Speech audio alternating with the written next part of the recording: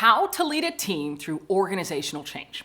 So you've been tasked with leading your team through an organizational change, a restructure, a shuffle, and maybe you're feeling a little bit anxious about stepping into this. This can be a very daunting task, right? And probably you're feeling the stress and the pressure of making sure it's successful. Well, I'm glad that you're here because I've got some tips for you, actually a roadmap of proven success on how you can make this change successful.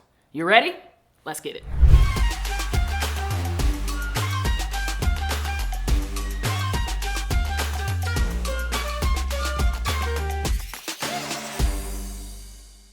By the end of this video, you're going to have a roadmap to success. You're going to learn what's so important to get crystal clear on, something I've learned from a senior level executive of a Fortune 100 company. You're also going to learn what's so important to embrace when you're going through this. You're also going to learn some tips on creating a two-way communication strategy. And lastly, you'll hear a bit of inspiration to keep you motivated and engaged moving through the journey. The first part of your roadmap is to get crystal clear on your vision. You know, at one point I had the pleasure of working with a senior level executive of a Fortune 100 company. She was leading a team through a significant transformation, a multi-billion-dollar transformation. And I asked her what were her biggest learnings moving through this change. The number one learning, the one thing she wished she could have changed from the start, was stating a very clear vision for the change. Not only the data, the metrics behind why the change was happening, but also the heart, right? The emotional buy-in for that change. How that change would affect the employees' lives, the clients' lives, the customers' lives. It's so important that your vision not only share the data, the metrics, what you're going to achieve once you get through the change, but also how life is going to be better, how it's going to impact the employees, the workforce, and the client and customers' lives, right? Step 2 of the roadmap. It is so critical that you embrace that the change will be difficult. You know, you hear so often that change is hard, change is difficult, but it doesn't have to be. Well, sometimes it just is. It's okay. It's so important to embrace that. So that Fortune 100 executive that I was working with, her second learning, the second thing that she wished she could have changed was just that, embracing the difficulty in herself as well as acknowledging that for her employees. It's so important that you're acknowledging that difficulty because, again, that helps employees to begin emoting and knowing that it's okay. If they see this to be daunting, if they see it to be challenging, it's okay. You want to share that from a leadership position. You're all in the same boat together and you trust you're going to be successful once you get to the other side. The third part of your roadmap, maybe the most critical, is ensuring you establish a two-way communication strategy. Now, let me break down what that means. Not only do you want to communicate progress and status of the change from the top down so the organization is informed, you also want to establish avenues for employees to communicate back to you, feedback on how it's working,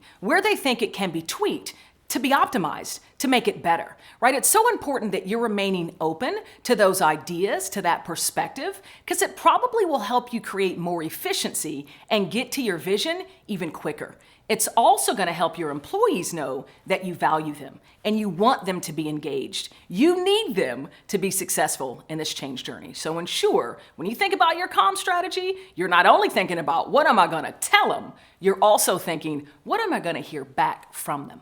With those 3 major building blocks of your roadmap out of the way, the last thing that I'll do is invite you to stay open. Stay open to ideas, to feedback. Allow yourself to not get blinded to the execution moving towards your vision. When you're inspiring the best of your workforce, the best of the individuals in your organization, you're going to hear the best ideas, the best perspectives, and the best insights. That's going to help you have even greater success in the change. So don't get too tied into the way that you're executing the change. Stay open to feedback, to ideas from the workforce.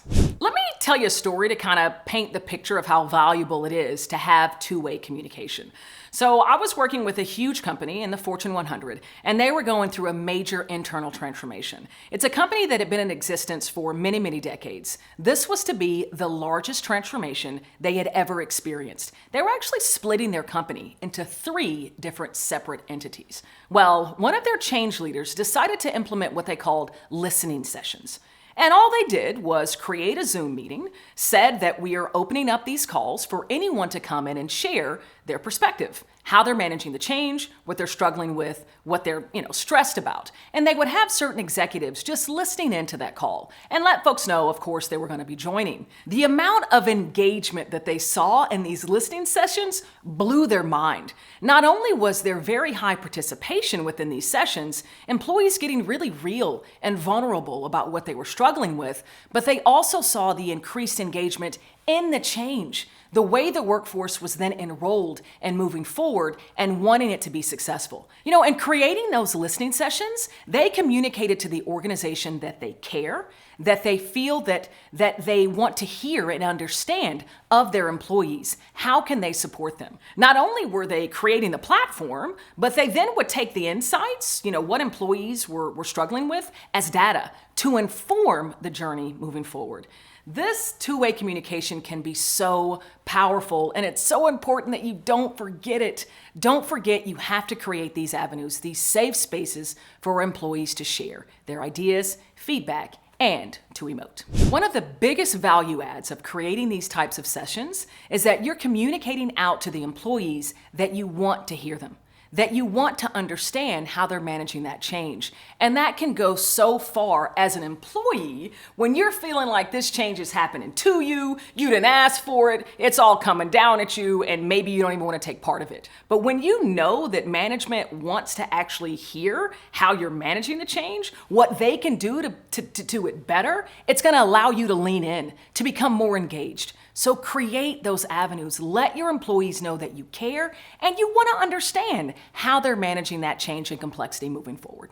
Yo, are you getting value from this? I make videos like this all the time. So if you are, click like, click subscribe, even the notification button. And every time a new video comes out, it's going to hit your inbox. You're going to know about it.